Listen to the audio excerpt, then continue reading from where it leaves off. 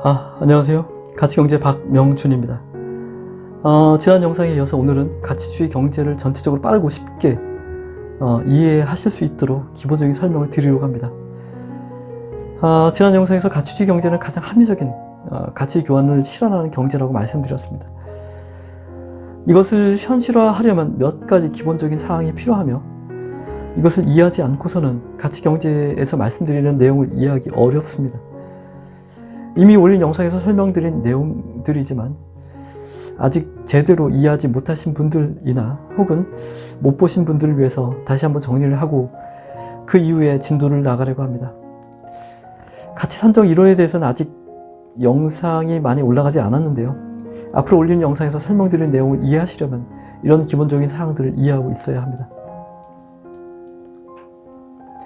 가치주의 경제의 거래에서는 시장 경제의 원리가 그대로 작동합니다. 다만 자본주의와 차이가 있는 것은 시장에서 거래되는 재화나 서비스의 가격 정보가 공개되어 있다는 것입니다. 재화나 서비스의 가치를 산정하면 그 가치는 권장 공급 가치라고 불리는 해당 재화나 서비스의 가격 정보가 되는 것입니다. 소비자는 이것을 확인한 상태에서 공급자가 거래하려는 거래 가치와 권장 공급 가치의 가치를 비교해서 해당 재화나 서비스의 구매 여부를 판단하면 됩니다. 객관적이고 합리적인 가치 정보가 제공이 되고 이를 바탕으로 시장의 상황에 맞는 현실적인 최적의 거래가 이루어지는 것이죠.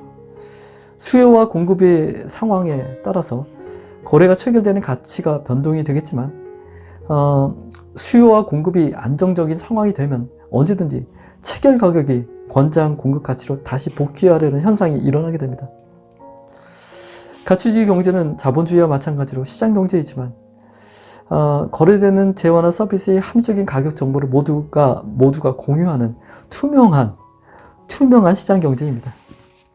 따라서 거래에서 누군가가 손해를 보거나 혹은 이익을 취하는 일이 발생하기보다는 서로 간에 공평한 거래가 이루어져서 합리적인 가치 교환이 실현되는 경제입니다. 재화나 서비스의 가치가 과연 얼마인가를 표현하려면 그것을 표현할 수 있는 인자가 있어야 합니다. 예를 들어서 거리를 이야기할 때 100m라고 하면 1m라는 단위가 있어야지만 100m라는 표현이 가능합니다. 그리고 1m를 규정하는 정확한 정의가 있어야 하겠죠. 1m라는 정확한 기준을 바탕으로 그것의 100배의 거리라면 100m라고 이야기할 수 있는 것입니다. 재화나 서비스의 가치도 마찬가지입니다. 가치 기준을 삼을 수 있는 인자가 필요하고요. 이 인자의 몇 배라고 표현할 수 있어야 합니다. 지금의 자본주의에서는 이 부분이 결여되어 있습니다. 각 나라마다 화폐라는 인자가 사용되고 있기는 한데 이것의 기준이 전혀 정해져 있지 않으며 통용되는 화폐의 가치 자체도 늘 변하고 있습니다. 우리나라의 화폐인 원화를 예로 들어보면 쌀 10kg의 가격을 얼마라고 정의할 수 있을까요? 100원? 1000원? 아니면 만원? 어떻게 정의해야 할까요? 거리 1m라는 것의 정의가 명확하게 되어 있기 때문에 100m라는 거리를 100m라고 이야기할 수 있습니다. 하지만 원화에 대한 가치의 정의가 없기 때문에 이것으로 쌀의 가치를 표현하려면 되지 않습니다. 그냥 다른 재화나 서비스가 송연되는 가격을 비교해서 임의적으로 정하는 방법뿐입니다. 쌀만이 아닙니다. 다른 모든 재화나 서비스의 가치와 화폐인 원화와는 아무런 상관이 없습니다. 물론 이것은 원화만의 문제가 아닙니다. 달러도 마찬가지이고 유로화도 마찬가지입니다. 만약에 금을 화폐로 사용한다면 이런 문제가 해결이 될까요? 금을 몇 배를 하면 일정량의 쌀을 만들어내거나 혹은 일정량의 쌀의 가치를 표현할 수 있을까요? 이것도 되지 않습니다. 금은 금이고 쌀은 쌀일 뿐입니다. 둘 간의 관계를 찾기가 어렵습니다. 쌀뿐만 아니라 다른 어떠한 재화나 서비스도 마찬가지입니다. 금으로 가치를 표현할 수 있는 재화나 서비스가 얼마나 있을까요? 금으로 만든 장신구 정도 이외에는 금으로 가치를 표현할 수 있는 우리가 흔히 알 수 있는 필요로 하는 재화나 서비스는 거의 없을 것입니다.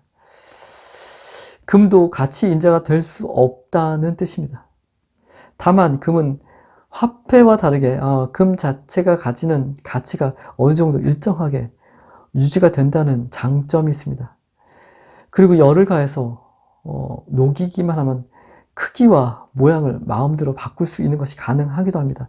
이러한 금이 갖고 있는 특성 덕분에 오랫동안 인류의 역사에서 금은 화폐의 역할을 담당할 수 있었습니다. 하지만 금의 한계는 거기까지입니다. 우리가 가치를 표현하고자 하는 재화나 서비스의 가치와 금과는 직접적인 상관관계가 없기 때문에 금을 미래의 화폐로 사용할 수는 없습니다. 우리가 사용해야 하는 가치의 인자는 가치의 교환을 필요로 하는 재화나 서비스와 직접적으로 상관이 있어야 합니다. 이 인자로 모든 재화나 서비스의 가치가 표현될 수 있어야 합니다. 쌀 10kg의 가치를 무엇으로 표현할 수 있을까요? 스마트폰의 가치를 무엇으로 표현할 수 있을까요? 지하철 1구간을 탑승하는 가치를 무엇으로 표현할 수 있을까요? 그 밖에 모든 재화나 서비스와 연관이 되고 그것의 가치를 표현할 수 있는 인자가 과연 무엇일까요? 이미 다 설명드린 내용이지만 우리가 사용할 수 있는 가치의 인자는 세 가지이며 그것은 에너지와 시간과 정신입니다. 가치 경제에서는 에너지 가치, 시간 가치, 그리고 정신 가치라고 부릅니다. 쌀 10kg을 만들어내려면 일정량의 에너지가 투입되어야 하고 일정량의 시간이 필요하며 일정량의 정신 에너지 소모가 요구되는 것입니다. 우리가 쌀 10kg을 구매하는 것도 마찬가지의 이유 때문입니다. 우리가 직접 쌀을 재배해서 10kg을 얻을 수도 있겠지만 그 대신에 우리가 얻을 수 있는 가치를 지불하고서 쌀을 구매하는 것입니다. 다른 모든 재화나 서비스의 가치도 마찬가지입니다. 에너지와 시간과 정신이라는 3대 가치 인자로 모든 재화나 서비스의 가치를 표현할 수 있습니다. 그렇다면 이제는 재화나 서비스의 권장 공급 가치가 어떻게 산정이 되는지를 설명을 드려야 하는데요. 가장 기본이 되는 전제는 공평하고 합리적인 가치의 교환입니다. 소비자의 입장에서 자신이 필요로 하는 무언가를 구매하고자 할 때 얼마를 지불해야 가장 합리적일까요? 그것은 자신이 구매를 통해서 얻는 가치를 그대로 공급자에게 지불하는 것이며 이것을 소비자 가치라고 부릅니다. 이것이 가장 합리적인 가치의 교환이며 이것은 공급자의 입장에서도 마찬가지입니다. 자신이 소비자에게 제공한 것을 그대로 돌려받는 것이니까요. 그런데 소비자 가치로는 그 가치를 산정하기 어려운 재화나 서비스가 있습니다. 소비자가 가치를 얻는 것이 분명히 맞기는 한데 그 가치를 얼마라고 표현하는 것이 되지 않는 것이 있습니다. 일반적인 공산품이라면 그 가치를 소비자 가치로 산정하는 것이 가능합니다. 예를 들어서 물건을 수납하는 가구의 경우 수납이라는 기능을 에너지 가치와 시간 가치와 정신 가치로 표현해서 그 가치가 얼마다 라고 정할 수 있습니다. 하지만 숨을 쉬는 공기의 가치를 정할 수 있을까요? 먹는 쌀의 가치를 정할 수 있을까요? 공기가 없으면 우리는 죽습니다. 물이 없어도 우리는 죽습니다. 쌀이나 식량이 없어도 살기 어렵습니다. 공기나 물이나 쌀이나 이런 가치를 소비자가 얻는 가치의 관점으로 보자면 자신의 생명을 구할 수 있는 가치에 해당됩니다. 이것의 가치를 매길 수 있을까요? 자연이 스스로 만들어내는 것의 가치는 소비자 가치로 그 가치를 매길 수가 없습니다. 물이나 농산물이나 자연 자원이나 그 밖에 자연에 있거나 자연이 만들어내는 것은 모두 이에 해당됩니다. 그렇다면 이런 것들은 어떻게 가치를 산정해야 할까요? 우리 인간은 자연에 있는 것을 그대로 사용할 수 없습니다. 누군가가 노력을 해서 그것을 사용할 수 있도록 만들어서 제공을 하면 그제서야 그것을 사용할 수 있습니다. 그래서 자연에서 비롯된 것의 가치는 그것을 공급하기까지 소모하게 되는 가치가 얼마인지를 산정해서 그것을 가치로 보게 됩니다. 이것이 공급자 가치의 개념입니다. 히말라야 등반대에게 등반할 때 도움을 받을 산소가 들어있는 산소통이 필요하다면 그 산소통을 만들어서 산소를 집어넣어서 등반대에게 공급하기까지 소모되는 모든 에너지, 시간, 정신가치의 소모를 구해서 이것을 구하게 되면 이것이 공급자 가치가 되는 것입니다. 따라서 권장 공급 가치에는 가격의 기본이 되는 권장 공급 가치에는 소비자 가치가 기본적으로 들어가지만 소비자 가치로 표현이 안 되는 가치를 표현하기 위해서 공급자 가치라는 항목이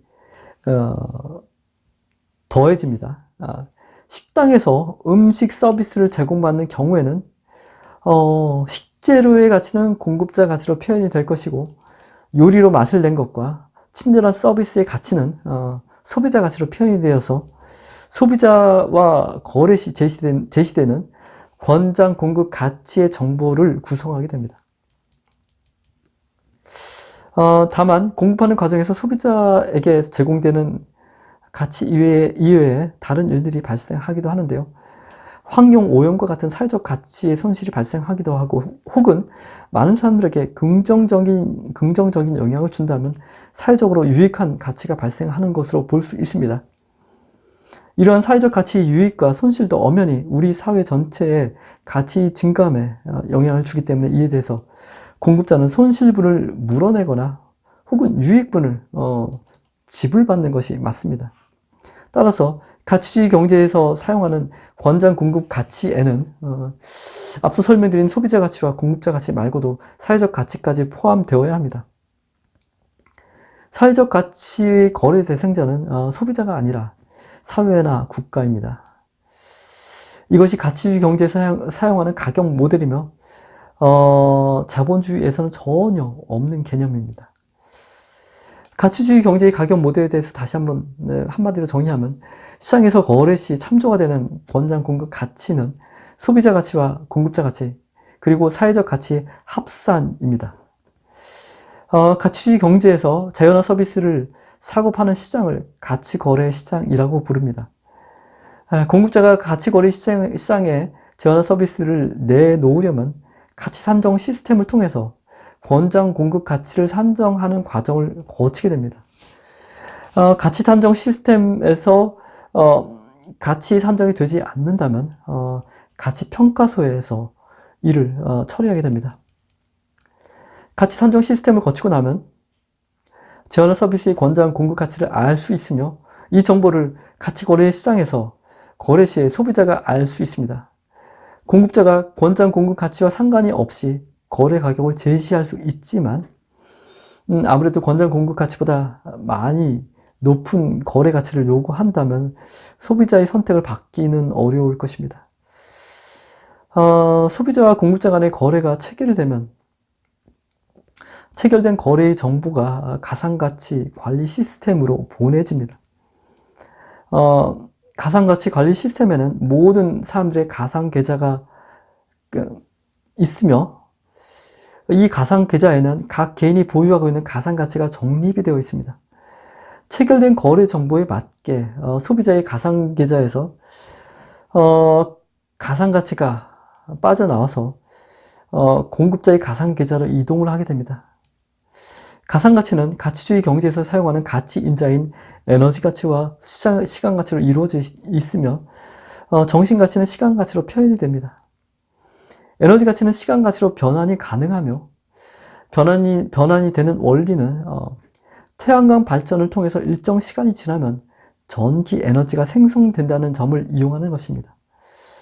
태양광 패널의 기술 수준에 따라서 그리고 태양광 패널의 설치 위치에 따라서 얻어진 전기 양이 달라지기 때문에 시대에 따라서 그리고 지역에 따라서 다른 환산치를 가지게 됩니다.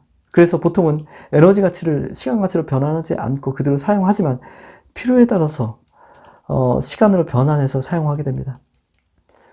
가치주의 경제에서 사용하는 3대 가치 인자는 에너지 가치와 시간 가치와 정신 가치입니다. 여기에서 정신 가치는 시간 가치의 질에 해당되고, 따라서 독자적인 단위를 가지고 있지 않고 시간 가치에 포함되어서 산정이 됩니다. 에너지 가치는 필요에 따라서 시간 가치로 변환이 가능합니다. 이것은 3대 가치 인자를 모두 시간 가치로 변환해서 표현할 수 있다는 뜻이 됩니다. 그래서 가치주의 경제에서는 시간이 화폐다라고 말을 할 수 있는 것입니다. 지금까지 자본주의에서 사용하던 화폐는 예외 없이 가치를 지니고 있지 않은 화폐들입니다. 그래서 이들 화폐로 재화나 서비스의 가치를 부여하기 어려워서 금을 가치를 부여하는 근거로 대신 사용하기도 했는데요. 금태환 제도를 폐기한 이후에는 화폐가 가치를 가질 수 있는 근거는 오직 신용뿐입니다. 그냥 사람들이 가치가 있다라고 인정해 주는 것 말고는 아무런 근거가 없습니다. 달러, 유로와 앵화, 위안화, 누브라, 파운드와 등 수많은 화폐들이 있고 서로 간에 환율을 적용해서 변화를 해야 하는 불편함도 있습니다. 화폐의 가치와 물가와의 연동이 되지 않기 때문에 오르는 물가를 잡으려면 늘 애를 먹어야 합니다. 화폐가 그 자체로 가치가 없기 때문입니다. 하지만 가치주의 경제에서 사용하는 화폐는 언제나 그 가치가 그대로 보존이 됩니다. 누구에게나 하나뿐인 인생에서 시간은 우리 모두에게 소중한 가치이기 때문입니다. 오늘은 가치주의 경제에 대해서 빠르게 전체적으로 훑어보았습니다. 가치주의 경제는 거래되는 재화나 서비스의 가치 정보를 바탕으로 하는 투명한 시장 경제라는 점을 말씀드렸고요. 가치의 3대 인자인 에너지 가치, 시간 가치, 정신 가치로 재화나 서비스의 모든 가치가 표현된다고 말씀드렸습니다. 가치주의 경제의 가격 모델은 소비자가 구매를 통해 얻는 가치인 소비자 가치를 기본으로 하고, 소비자 가치 표현이 되지 않는 자연이 주는 가치는 공급자 가치로 표현해서 합산을 한다고 말씀드렸습니다. 여기에 사회적 가치가 발생을 한다면 이것도 권장 공급 가치라고 부르는 가격 모델에 포함이 된다고 말씀드렸습니다. 재화나 서비스의 거래는 가치 거래 시장에서 이루어지며 가치 산정 시스템을 거쳐서 재화나 서비스의 가치 정보가 함께 제공이 되고요. 거래가 체결이 되면 소비자의 가상 계좌에서 공급자의 가상 계좌로 체결된 만큼의 가상 가치가 이동을 하도록 가상 가치 관리 시스템이 작동된다고 말씀드렸습니다. 가상 가치는 가치주의 경제에서 화폐가 되며 가상의 화폐입니다. 이 가상 가치는 에너지 가치와 시간 가치를 담고 있고, 이 에너지 가치는 시간 가치로 변화를 할 수 있기 때문에 가치주의 경제에서는 시간이 곧 화폐라고 말할 수 있습니다. 다음 영상에서도 오늘 영상에 이어서 가치주의 경제를 이해하기 위해서 알아야 하는 기본적인 내용들에 대해서 추가적인 설명을 드릴 것입니다.